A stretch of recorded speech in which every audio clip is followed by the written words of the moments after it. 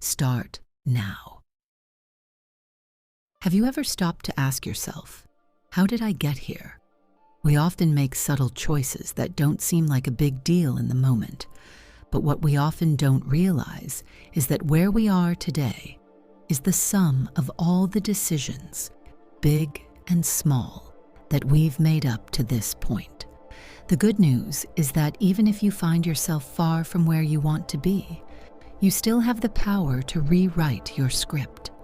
Life is rarely a straight line, and yes, it's frustrating when you don't achieve what you expected in the time you set aside. We all wish our journey would be a smooth, direct path. But in reality, your journey will have unexpected stops.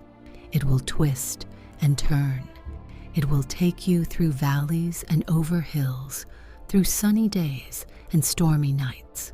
The question is, when you face rejection, frustration, and disappointment, will you let it break you, or will you keep going? The key to dealing with these moments is to learn to separate your feelings from your performance. Some days you won't feel like working. Some days you'll struggle with circumstances that feel unfair. But in the end, you have a choice to make. Are you going to sit around feeling sorry for yourself? Or are you going to pick yourself up and keep going? So today I urge you, pull yourself up, lift your head. Every day you have the opportunity to choose to rise above your circumstances. There will always be something to complain about. There will always be something to worry about. But what I'm challenging you to do is to go after your goals in spite of everything that's going on around you. Take a close, honest look at your life, your health, your relationships, your career, and ask yourself, have I really given it my all? If you're not careful, fear, doubt, and worry can keep you stuck in a state of wishing for better circumstances, but never taking the steps to actually improve them. It's time for you to go after what you really want, not what others want for you, not what others expect of you, but what you want, and go after it with everything you've got. One of the hardest things I've had to do is confront mediocrity in my own life.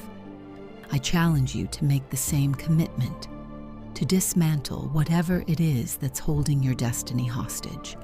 Is it self-doubt? Is it fear of rejection? Is it self-sabotage? Is it the inability to let go of the past? Don't get so caught up in what happened yesterday that you miss the opportunities that are waiting for you today.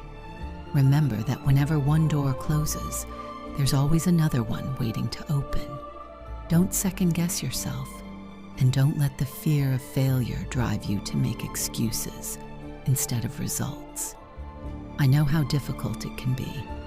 After being in a physically abusive relationship for 6 years, I had to rewrite my own script, and I learned something powerful. Often when we go through difficult times, it's not just for ourselves, it's to help someone else who's going through the same struggle. You can tell them, I got through it, and so can you. I never thought I would be where I am today. I never thought I'd be doing what I'm doing because of what I've overcome. I didn't like who I was. I didn't like the way I looked.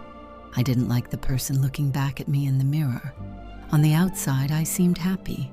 Everyone thought I had it all together, but inside I was depressed, struggling with low self-esteem and feeling completely broken. And when you're broken, how many of you know that you often attract exactly what you don't need? Looking back, I can understand why I stayed in that toxic relationship for 6 years. In my mind, I thought I couldn't do better. I believed that no one else would want me, so I stayed. But eventually I realized I wasn't lucky to have him. He was lucky to have me. I learned that I deserved better. Setting higher standards may mean waiting longer than you expect for the right thing, but it will be worth the wait. So I ask you, will you commit to making yourself a priority? Yes, Many people depend on you. Yes, others need you. But do you know who needs you? You do. You need you. You have to choose to prioritize your own well-being, your own growth, your own happiness. Be confident in your ability to overcome any challenge that comes your way. Why? Because your level of confidence determines what you strive for. Without confidence, you'll see opportunities, but you won't pursue them. You'll tell yourself, I'm not cut out for this. I'm not good enough. I don't speak well enough. I'm not qualified. And with that mindset, you're holding yourself back from achieving what's possible. I never thought I'd be speaking in front of people. I never thought I'd be Dr. Jessica Houston. I never thought I'd travel the world or become an author. But it all started with stepping out of my comfort zone. I had to say to myself, I refuse to let my daughter follow the same path I did. That commitment was the turning point for me. What I've discovered is that women, in particular, are often very good at pretending to be fine. We suppress what we're going through and cover it up with a smile. Women are natural nurturers. We help others even when we are going through our own struggles. But to unlock your true potential, you need to put yourself on your own priority list. You have to be there for cause huge. So I leave you with this. You need you. Start prioritizing yourself, because the journey to unlocking your destiny begins with self-care and self-belief. You are stronger than you know, and more capable than you've given yourself credit for. Start now. Go after your dreams, no matter what stands in your way.